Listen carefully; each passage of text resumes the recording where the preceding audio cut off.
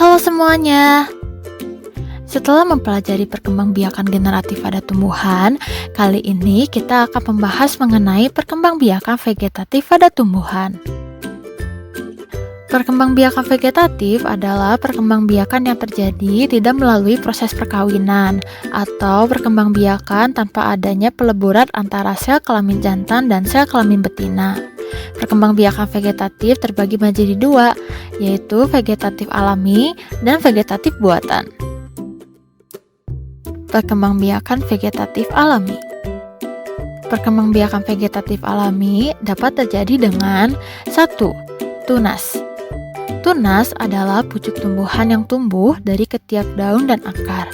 Namun, ada juga tunas yang tumbuh di tempat tidak seharusnya, yaitu tunas adventif seperti pada tumbuhan cocor bebek. Contoh tanaman yang berkembang biak dengan tunas adalah pisang dan tumbuhan suji. Umbi lapis. Umbi lapis adalah daun yang berlapis-lapis dan tebal sehingga membentuk seperti batangnya. Di antara lapisan-lapisan umbi tersebut terdapat bakal tunas yang jika umbi ditanam akan tumbuh menjadi tanaman baru. Contoh tanaman yang berkembang biak dengan umbi lapis adalah bawang merah, bawang putih, dan bawang bombay. Umbi batang. Umbi batang adalah batang yang tumbuh di dalam tanah dan digunakan untuk menyimpan cadangan makanan. Di dalam tanah, batang akan mengembang membentuk umbi yang nantinya bisa tumbuh tunas, kemudian membentuk tumbuhan baru. Contoh tanaman yang berkembang biak dengan umbi batang adalah kentang dan ubi jalar. Umbi akar. Umbi akar adalah umbi yang terbentuk dan berasal dari modifikasi akar. Akar jenis tanaman ini di dalam tanah akan memunculkan tunas dan menjadi tanaman baru. Contoh tanaman yang berkembang biak dengan umbi akar adalah wortel, lobak, dan singkong.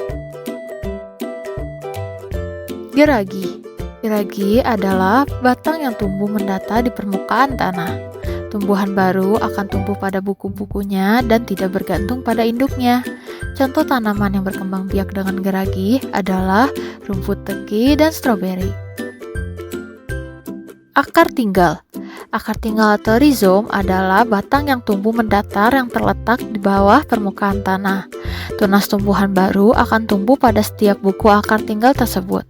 Contoh tanaman yang berkembang biak dengan rizom adalah kunyit, jahe, dan lengkuas. Spora. Spora adalah satu atau beberapa sel yang terbungkus oleh suatu lapisan pelindung. Spora yang jatuh di tempat yang cocok dapat menumbuhkan tanaman baru. Contoh tanaman yang berkembang biak dengan spora adalah lumut dan paku sarang burung.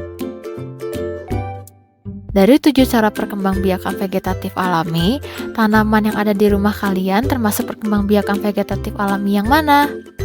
Tumbuhan dengan perkembangbiakan vegetatif alami ini akan bertumbuh dengan baik jika kalian menjaganya.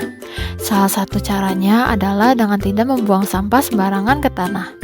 Karena semakin lama sampah itu akan mengalami pembusukan dan dapat mencemari tanah sehingga tanah pun tidak akan menjadi subur. Jadi, ayo mulai sekarang kita jaga tumbuhan di sekitar kita dan jangan membuang sampah sembarangan ya.